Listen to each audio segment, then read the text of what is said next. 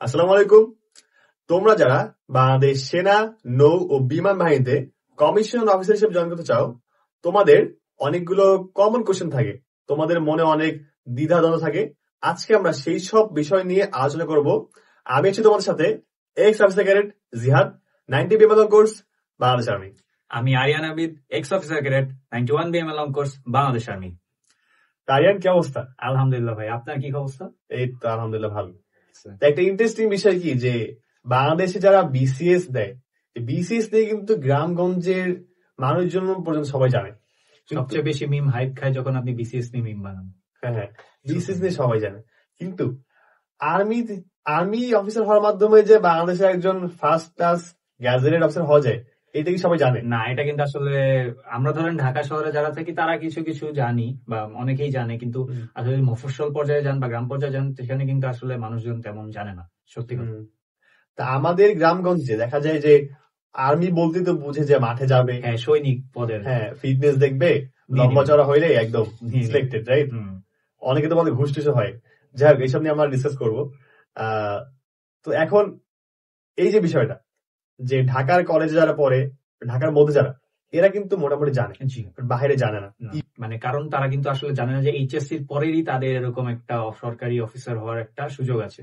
না জানার কারণে তারা হয়তো ইউনিভার্সিটি একমাত্র তাদের অ্যাডমিশনই তাদের একমাত্র গোল থাকে, এরপর অ্যাডমিশনের পর একটা বিসিএস অফিসার বা বিসিএস এক্সাম দেওয়ার জন্য তারা পড়াশোনা করে আর কি। বাট এই ছাড়াও যে একটা ওয়ে আছে, এটা কিন্তু আসলে মানুষের মধ্যে জানানো উচিত।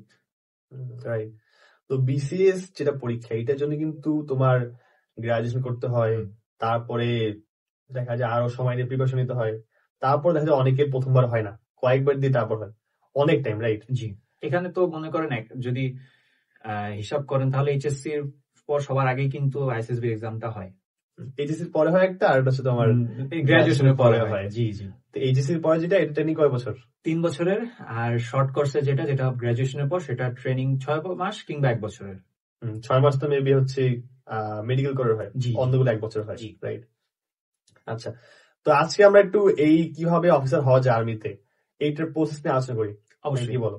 জি হ্যাঁ, আমরা ফুল প্রসেসটা নিয়ে আগে একটু শর্ট ডেসক্রিপশনে আলোচনা করে ফেলি। আচ্ছা, অনেকে জানে না মানে এইখানে আসতে হলে ওদের রেজাল্ট কেমন লাগবে।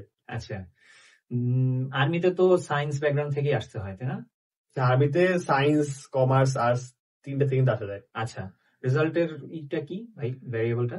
রেজাল্ট তো তোমার হচ্ছে 4.5 একটা, আর হচ্ছে 5 অ্যাটলিস্ট। মানে এইচএসসি বা এইচএসসি যে কোনোটায় 5 থাকতে হবে, আর একটা মিনিমাম 4.5 এর উপরে থাকতে হবে, এই হচ্ছে রিকোয়ারমেন্ট। ওকে ওকে, এই হচ্ছে রিকোয়ারমেন্ট। আবার দেখা যায় অনেকে কিন্তু ওই যে এইচএসসির আগে দিয়ে কিন্তু এক্সাম দেয়, রাইট? জি জি, তখন একটা প্রফেশনাল তাদেরকে একটা কলেজ থেকে একটা প্রত্যয়নপত্র নিতে হয়। ওইটা কিন্তু হওয়া যায়, সেক্ষেত্রে কিন্তু আবার এসএসসি তে তোমার 5 লাগবে। জি জি, 5 লাগে অবশ্যই। বাংলাদেশ আর্মির যেই লং কোর্সের যেই লোক নেওয়ার যেই প্রক্রিয়া, অফিস কমিশন অফিসার পদে লোক নেওয়ার যে প্রক্রিয়া, সেটা 3 ধাপে মেইনলি ভাগ করা যায়। ফার্স্ট হচ্ছে প্রিলিমিনারি মেডিকেল এবং ভাইভা, একদিনেই হয়। এরপরে রিটেন, এরপরে 4 দিনের আইএসএসবি। এই আইএসএসবি তে যদি টিকে যান তাহলে হচ্ছে কমিশন অফিসার পদে আপনি সুপারিশ প্রাপ্ত। আর তোমার নেভিতে আর এয়ারফোর্সে নেভিতে ভাইভা থাকে একটা এক্সট্রা, আর এয়ারফোর্সে শুরুতেই থাকে তো আপনার প্রিলিমিনারি রিটেন, এছাড়াও কিছু মেডিকেল থাকে এন্ড ভাইভাও এক্সট্রা থাকে। তবে মেইন টেস্ট হচ্ছে আইএসএসবি। জি, মেইন টেস্ট আসলে 4 দিনের সেই আইএসএসবি সবার জন্য সেম। জি রাইট। প্রিলিমিনারি ভাইভাতে আপনার জ্ঞান, নলেজ বা পাওয়ার এগুলো দেখা হয় না, দেখা হয় আপনার আসলে সিচুয়েশন হ্যান্ডলিং। আপনি যখন দেখবেন যে আপনার সামনে 3 থেকে 5 জন আর্মিতে থাকে একদম ওয়েল ড্রেসড অফিসার বসে আছে, এবং তারা যখন আপনার দিকে চোখে চোখ রেখে কোয়েশ্চেন করবে, তখন কিন্তু আপনি একটু নার্ভাস ফিল হওয়াটা স্বাভাবিক। সো ওই নার্ভাস সিচুয়েশন আপনি কিভাবে হ্যান্ডেল করতেছেন, এইটাই মেইনলি দেখা হয় কিন্তু আসলে প্রিলিমিনারি ভাইভায়। এরপর কিছু টুকটাক কোয়েশ্চেন করে, যার মধ্যে বেসিক কোয়েশ্চেন থাকে, ইন্ট্রোডিউস ইউরসেলফ, এইসব কোয়েশ্চেন তো থাকবেই। সো বেসিক্যালি ওই সিচুয়েশনটা ভালো করে হ্যান্ডেল করে যদি কনফিডেন্টলি অ্যান্সার দেওয়া যায়, অ্যান্সার পারেন আর না পারেন কনফিডেন্সটাই নেই। আমার সময় ফার্স্ট টাইমে 5 জন অফিসার ছিলেন, আর সেকেন্ড টাইমে 3 জন ছিলেন। আমার 2টা ভাইবা হচ্ছে মানে কমপ্লিটলি ইংলিশে হয়, বাংলায় কিন্তু হয় না। আমি শুনি অনেকে নাকি বাংলায় হয়। হ্যাঁ, আসলে কমনলি ইংলিশে হয়, মানে main first question introduce yourself, এটা নরমালি ইংলিশেই হয়। আর এছাড়া ম্যাক্সিমাম কোয়েশ্চেন ইংলিশ হয়, এছাড়া বাংলা কোয়েশ্চেনও করা হয়, একদম যে করা হয় না এটা বলবো না, বাট ইংলিশটা মেইন কনসার্ন, এটা অবশ্যই বলবো। সেক্ষেত্রে তো ক্যান্ডিডেটদের ইংলিশ নিয়ে একটু অবশ্যই দায়িত্ব দেওয়া উচিত, রাইট? মিলিটারি লাইফে কেউ যদি আসতে চায় অফিসার পদে, তাহলে তাকে ইংলিশ জানতেই হবে। এটা আপনি আর্মি বলেন, নেভি বলেন বা এয়ারফোর্স বলেন, কারণ ইন্টারন্যাশনাল লেভেলে যখন আপনাকে ইন্টারাকশন করতে হবে মিলিটারি জবে, তখন অবশ্যই আপনাকে ইংলিশ ছাড়া কোনো গতি নেই। এমনকি আপনি ট্রেনিং করা অবস্থায় কিন্তু ফুল আপনার Right. ল্যাঙ্গুয়েজটা ইংলিশ হয়ে যাবে। আপনি বাংলাদেশে থাকেন আর যে দেশে থাকেন। ট্রেনিং এর সময় তো আমরা ইংলিশ কথা বলতাম, জি right? অবশ্যই। হ্যাঁ, শুধুমাত্র রুমে কথা বলা যায় বাংলাতে, যদি কেউ টের না পায়, যদি right? কেউ টের পায়, ওটা যদি কেউ দেখে ফেলতো তাহলে কিন্তু পানিশমেন্ট ছিল। বাট একাডেমিতে কমপ্লিটলি ইংলিশে, একমাত্র একসময় পুরো বাংলা লাইফ ছিল, এখান থেকে একদম ইংলিশে কথা বলতে হতো, একদম তাই না? একমাত্র স্টাফদের সাথে বাংলায় কথা বলা যায়, এছাড়া কিন্তু এমনকি আপনার কোর্সমেটদের সাথেও তো ইংলিশে ইন্টারঅ্যাক্ট করতে হয়। সো এটাই মেইন, রাইট। এটাই মেইন যে আসলে ইংলিশে ইন্টারঅ্যাক্টটা জানতে হবে, ইংলিশটা জানতে হবে। নিউজ দেখতাম, কোথায় কি হচ্ছে সব দেখতাম। ইভেন আমি রাতের বেলা বিভিন্ন বাংলা চ্যানেল আছে যেখানে কিন্তু তোমার ইন্টারন্যাশনাল নিউজ দেখাইতো, জি জি মানে সাম আপ করে, জি এগুলো দেখতাম। জি। আমি আসলে নিউজ পেপারটা অবশ্যই ফলো করতাম। আর যেহেতু আমাদের এখন মোবাইল ফোনের যুগ, সো খবর টবর তো আসলে সব মোবাইল ফোনে চলে আসে, সো আপডেট থাকতাম আর কি। আর বিশেষ করে মিলিটারি রিলেটেড যেসব নিউজ বা ইন্টারন্যাশনাল অ্যাফেয়ার, যেসব ওয়ার হচ্ছে বা হচ্ছিল, এইসব নিয়ে আমি এগুলো তো অনেক ইম্পর্টেন্ট, এগুলো অবশ্যই ইম্পর্টেন্ট, এগুলা নিয়েই কোশ্চেন মেইনলি করার মতো। সো এগুলো নিয়ে অবশ্যই জানতে হবে। আর ওই ইংলিশটা প্র্যাকটিস করতাম রেগুলারলি, আসলে ইংলিশটা খুবই জরুরি। আপনি কোনো কোশ্চেনের অ্যান্সার ধরেন জানেন আর আপনি ইংলিশটা জানতেছেন না, তাহলে কিন্তু আপনার কনফিডেন্সটা আপনার জেনে লাভ হলো না।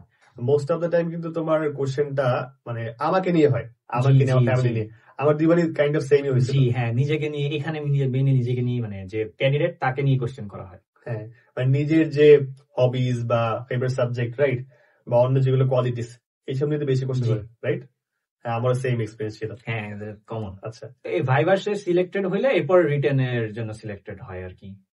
সো রিটেন এক্সামটা তো আর্মিতে বাংলা, ইংলিশ, ম্যাথ এবং জিকে, মোস্ট প্রবাবলি ইংলিশ এবং গণিতে 30-60 মার্কস বরাদ্দ থাকে, আর বাংলার জিকেতে 20-40 মার্কস, মোট 100 মার্কসের এক্সামটা হয়। সো রিটেন এক্সামে বেশ একদম মানে ইংলিশটা একটু প্রপার ইংলিশ কোয়েশ্চেন হয়, যেগুলা অ্যাকচুয়ালি মানে ইংলিশে একটা ভালো দখল থাকতে হয় যদি আপনি ইংলিশটা পাস করতে চান। আর ম্যাথ 9-10 এর ম্যাথ, বাট প্র্যাকটিসের উপর থাকতে হবে। ম্যাথ যদি আপনি অনেকদিন না করেন তাহলে কিন্তু এইসব ম্যাথ সহজে আপনি এইখানে কিন্তু তোমার ওই যে নেভি এয়ারফোর্সে কিন্তু আসে এমসিকিউ, এইখানে তো তোমার এমসিকিউ আসে না। না, এটা সব ব্রড কোশ্চেন, মানে short question, broad question, right? বাংলাতেও শর্ট ব্রড, বাংলাতে ওই যে 1 মার্কের কিছু কোশ্চেন ব্যাকরণ যেগুলো, ওগুলো 1 মার্কের থাকে, আর রিটেন তো থাকেই। হ্যাঁ, ভাব সম্ভাষণ আসে। হ্যাঁ, ভাব সম্প্রসারণ, এইটা খুবই কমন, এটা আসবে। হ্যাঁ, এটা বলা যায়। তো যাই হোক, কারণটা কি আপনি বলতে পারেন কেন ভাব সম্প্রসারণ আসে? আমি তো পারি না, তুমি বলো। আচ্ছা, একটা জিনিস চিন্তা করেন, ভাব সম্প্রসারণ হচ্ছে এমন একটা জিনিস, আপনি হয়তো এটা কোনো আপনার রেগুলার কোনো টপিক না, বা আপনি এই কথাটা রেগুলার শুনতেছেন না, কিন্তু হঠাৎ করে যখন একটা নতুন একটা, নর্মালি কি হয়, ভাব সম্প্রসারণ কি আসে, হয়তো একটা প্রবাদ বাক্য আসে বা প্রচলিত বাক্য আসে।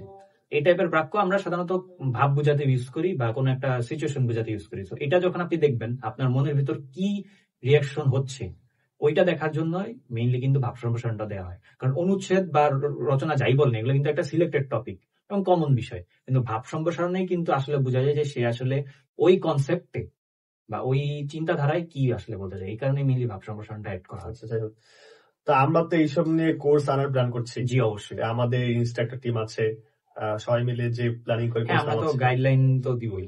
ওগুলো করলেও তো আসলে কমন পড়বে, ইনশাআল্লাহ ইনশাআল্লাহ। যাই হোক, রিটেন নিয়ে গেল, এরপর রিটেনে পাস করে তোমার হচ্ছে আইএসবি, রাইট? আইএসবি 4 দিনের মেগা এক্সাম।